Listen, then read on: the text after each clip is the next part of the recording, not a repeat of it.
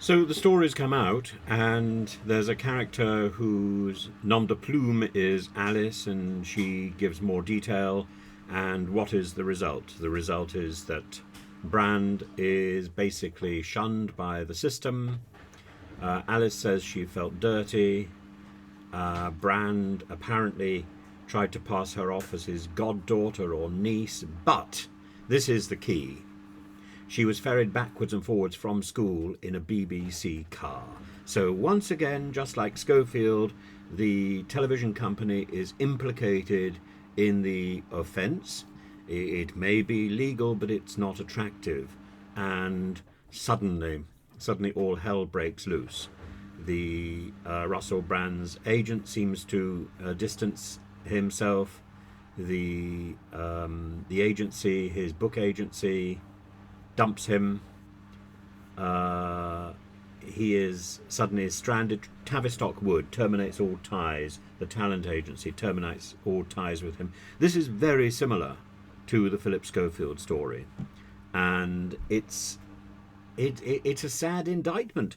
And yet at the same time, social media is insisting on a sort of conspiracy theory answer to this problem. And also to an obsession with, is it criminal, is it not criminal? It doesn't matter. This is about somebody who is a performer, and for the most part he's not been an actor. Actors are different. Actors are pretending to be other people. But people like Russell Brand, people like Philip Schofield, people like Hugh Edwards, people like Dan Wootton are pretending to be themselves. And what they are selling is themselves and all that goes with it. And we see all that goes with it, and it's not attractive. Do we want that in our living room? No, we don't. It's not about cancelling somebody. Cancel culture, I think, is something different and wrong. And there's elements of cancel culture which come into this debate. But essentially, this is about a sort of ugly series of stories which have popped out, which implicate the media channels as well deeply. So these stories, or these stories, could have come out at any point in the last 5-6 years, at any point, and they would have been as damaging.